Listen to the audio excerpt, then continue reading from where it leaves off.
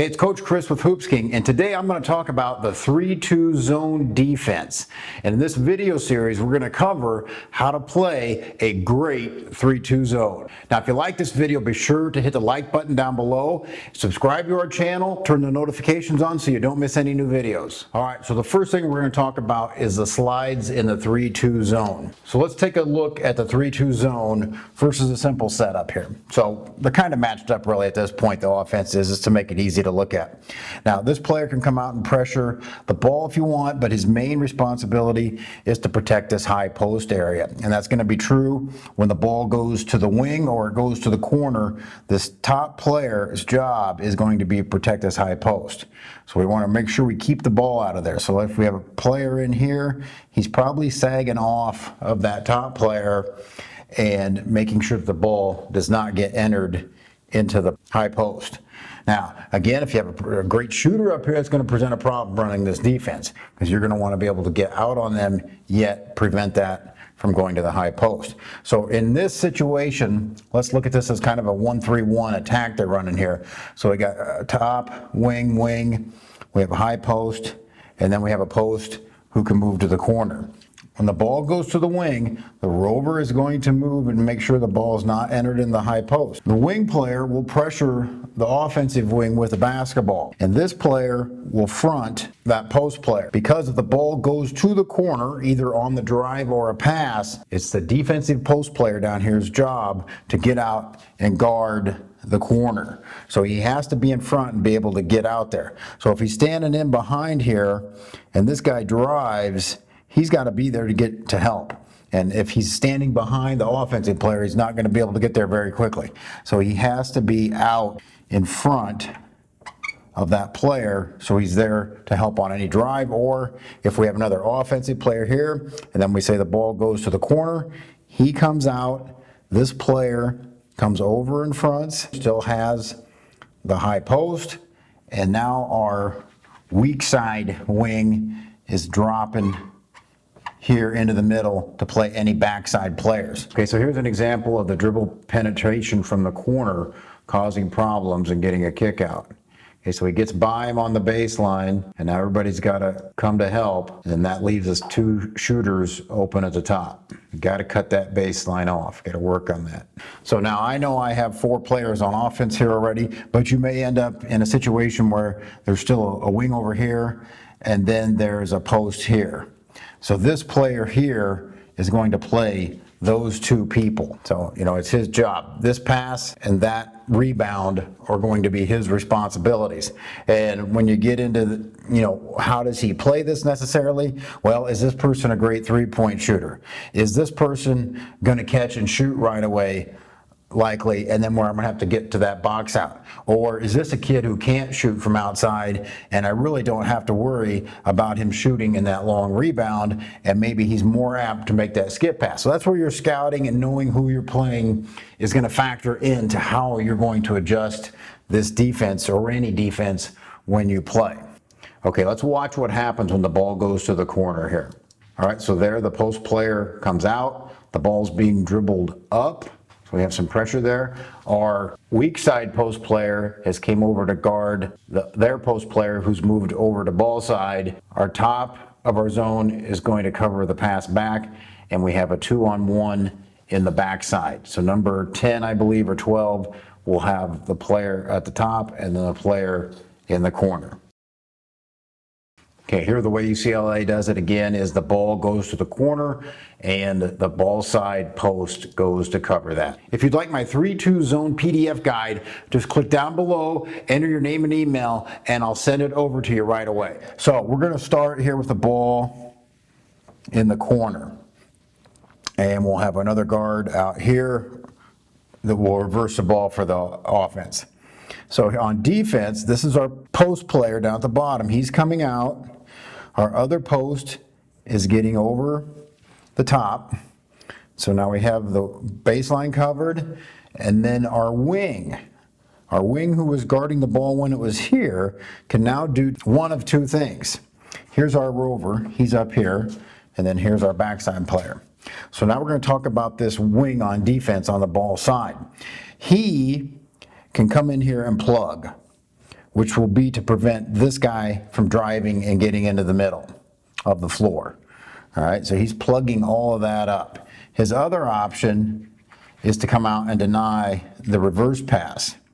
So he could get out here and get in the way of the ball being reversed on that pass as well. And you can mix it up. You can play plug and you can play deny. Either way you want to do it, you can do both, or if one's more effective, stick with that one. But when he's denying, his feet, he's more facing the ball. If the camera is the player with the ball in the corner and I'm that wing, I'm looking at that player with my hands out here. I don't want to turn and be like this where I'll open up that driving lane. So I'm going to open up a little more. If this guy lobs the ball back out over that player, that's obviously not going to hurt you. The ball is moving away from the basket. It's moving slowly. All right. So he can deny or plug. Here's an example of UCLA using the plug. See how number 2 is basically plugging that gap. He's not really trapping hard, but he's plugging up that drive for the offense. Now you can see the top of the zone has come over to take that pass away. So let's look at a different way to rotate your players in the 3-2 zone. So before we had our bottom post players going out and guarding the corner. Well, we can also change that. We can have the wing players go down and cover the ball in the corner. So let's say we're out here, we're here, we're here. We have our post, and we have our other wing. Okay, so if the ball goes to the corner, a different way to do it will be to bring this guy down. Now here's where you could be susceptible to giving up an open shot with your wing covering the corner. Here he's got to get down there to cover that, and he's going to go for the ball fake. So that really opens things up there, even if he didn't want to just take the open shot. Okay, and in the meantime, if that offensive player is here and that ball skips down, he's here, then the ball goes down, you can have the bottom post player flash out for 1 or 2 steps to make him think he's coming and to slow him down a little bit until that player gets there. So we watch this example, watch the ball side post, he's going to get out there to help stop the drive. UCLA's covering their corners with their posts anyway, but watch him get out there. Ball side post is going to get out to pick up this drive right there. He didn't finish driving, but he was in position to pick that up if he had tried to continue driving. So then this player would stay with the offense on the post. If you had a high post, you could be sagging there, sagging here, and you can still have this guy, he can rotate up even here a little bit, or depending on where the offense is at, he can adjust to that. So it's just a different way to guard the ball in the corner. Bring the wing down instead of bringing the post player out. Now, if you'd like a great looking wall board like this, customized to your team's logo, colors, just click down below and you can go and design your board online and see what it'll look like, and then place your order. We have customized clipboards from 9 by 15.5 inches all the way to 4 by 8 feet. Just go to our website, click down below, and you can start customizing whatever type of board you would like to have. So now let's look at the rover up top. In our 3-2, we'll have point guard here, he'll be off a little bit, and we'll have a high post. So this is where you're going to play the rover. You're going to keep that ball from going in. So let's say there's offense here and here. So these guys, your wings are going to be out. So it's going to be kind of flat. It's kind of going to be flat on the 3-2 here. We're not going to get out too far. We're going to keep that ball from going in the high post. These guys, your wings' job is to deny the wings. And again, this is a person you got to know their abilities. Can they shoot the ball? You know, if they're not a shooter, great. Then you can even sag off even more and invite them to shoot. We got good rebounding position in this zone with 2 guys on the blocks. So when the ball moves to the wing, this player is going to get out and apply pressure. This high post, our rover is going to make sure that they are cutting off any pass to the high post. Now, you may say, well, what if they slip this guy in between? All right, well, then maybe you take a step that way and you take a step that way. And then you have 2 people looking to intercept any pass. Here's how you would double the post. The ball goes to the corner, it goes in, and now you have two big players. You have the two biggest players on UCLA double teaming the ball in the low post. And I think what's important in any defense, man-to-man or zone, that I think is under-taught is stunting versus standing. A zone where the players are standing is a bad zone. Players should still be active. When I'm guarding the guy with the ball, good ball pressure, I'm moving my feet, I'm ready to play. I'm not just standing. When I'm over here, so let's say that guy came in between here, I'm stepping and jabbing at that player. So let's say the ball is on the wing. I'm going to move my feet and act like I'm going to guard that guy, but then I'm not going to guard that guy. I'm making this player think I'm going to go guard him, and now I'm getting into his mind and making him decide, well, should I throw the ball in there or not?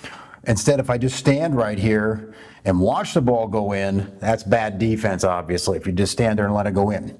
But don't react to the pass. Be proactive on defense. Be stunting in there like I'm going to go. Maybe sometimes you do go, just to keep them really honest. But just don't stand and watch and react to passes. Be proactive and try to prevent passes. Or you're in position to get your hand on a ball and tip it. Now here's an example of how you can really get out and jump these passing lanes. So here's an example where Kawhi Leonard, there's nobody behind him, so he knows he can get out and really pressure and jump this passing lane. So that's another thing you can really do well in the 3-2 zone, is really pressure the wing passes and get teams out of their comfort zone of getting the ball to the wing and playing. You got to make them play through the elbows more. Now, if you want to learn a lot more about the 3-2 zone defense, all the ins and outs, how to handle all sorts of different offensive sets, just rent some of our DVDs that cover the 3-2 zone. Rent the DVDs and you will learn from middle school coaches all the way up to college coaches on how to run a tremendous 3-2 zone defense.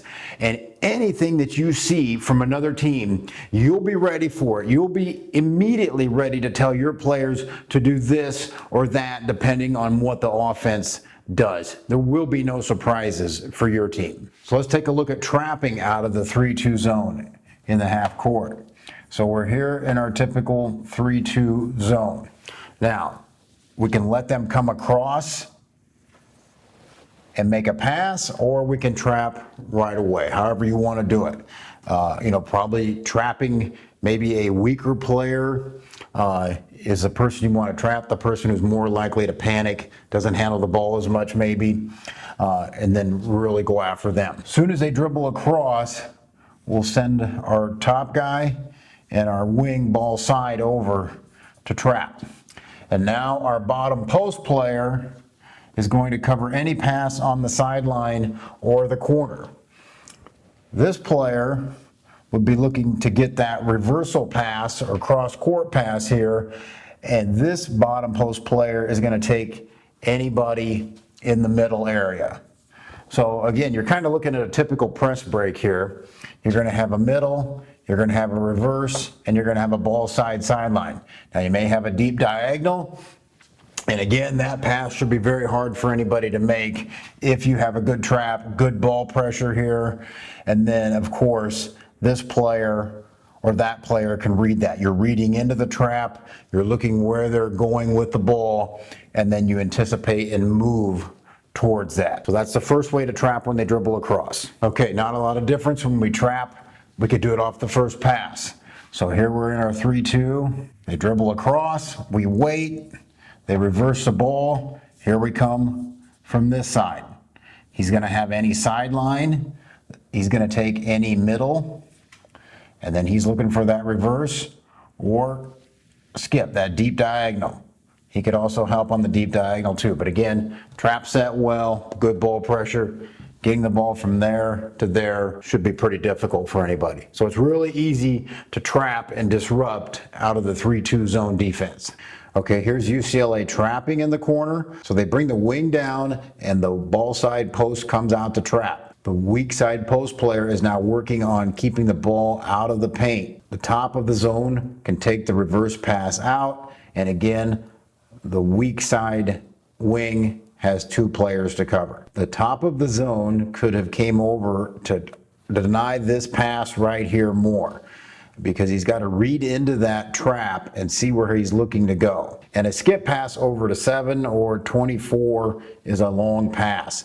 The next shortest pass should have been taken away here. He should have denied this and not allowed him to get that there. Now we'll take a look at handling some screens up top in the 3-2. So here we are. You might have an offense that either screens away or maybe they're going to run dribble handoffs. Basically all you're doing is you're switching these instances. So let's just say we pass, he screens away, he'd just step up and take that. We're not going to follow anybody, of course, we're in a zone. So let's look at a dribble. Okay, so this player dribbles over, he hands off. This player's just going to step up and take that. We're just switching everything, even though we're not playing man-to-man, but we're not going to get caught in any screens. So the only way they could really beat us with any screens or switches is if they somehow slipped, and then, of course, we still have 2 players back here to cover any of those. As we watch a lot of these videos, you'll see that the ball screens are usually just ineffective. There's just too many people being able to help on either side of the screen, and a slip is going to be the most effective, but then again, you still have 2 players waiting at the back of the rim able to step up. Now here could be a weakness. Here you have Marc Gasol, who's obviously not as mobile of a player, and you could use this to your advantage on offense to attack the slowest individual in the post, because he's not going to be able to get out there. Advantages of the 3-2 zone defense. It can be tough to figure out because it's a different zone than most teams are used to seeing, and it will take them out of their usual sets, force them to play in spots that they may not be used to playing. One of the best things about the 3-2 zone defense is that it will take away the best shot opportunities for the other team. So you're going to force a lot of shots in the corner because you're guarding the top and the wings with 3 players. The shots that you'll end up giving up will be the corner shots, and that's the worst shot in basketball to take. And typically, more players will practice shots from the top and the wing, and they'll neglect practicing shots from the corner, which will result in a lower field goal percentage for your opponents by forcing them into corner shots. A 3-2 zone is great for guarding the low post. You can keep your 2 bigs down low all the time, depending on how you rotate. If you keep them in and send the wing to the corner when the ball's in the corner, then you will always keep your 2 best rebounders and post defensive players inside. And so it can increase your rebounding by always having your bigger players inside. This defense is great for guarding the low post, especially if you front, because then it's hard to get the ball inside and you'll have your backside help ready to go. And the 3-2 zone defense also makes it hard to get the ball into the high post, as you have your rover or top of the 3-2 zone, and then you have your 2 defenders behind them. One of the post defenders can sag up, move up towards the high post. They don't have to go guard them, but they can move up, and basically you can kind of sandwich that person and make it really hard to get the basketball into the high post. The disadvantage of the 3-2 zone is if you're playing against really good perimeter shooters, you're not going to be able to sag as much on the high post with your rover, which can present opportunities to get the ball into the high post. Another weakness of the 3-2 zone can be driving baseline. Your players are going to have to stop the baseline drive to stop penetration and kickouts. Players are going to have to know how to rotate in these situations, so it's something that's going to take some time, and it'll take communication to keep them from getting beat baseline.